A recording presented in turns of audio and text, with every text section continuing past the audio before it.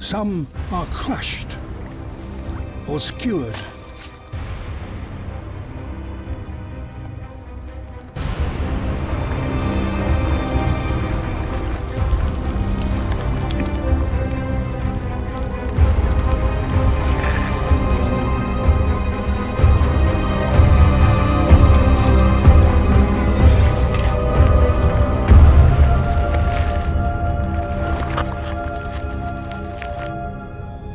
Eventually, its immense leaves press their margins against one another, totally cutting off the light from the plants beneath them.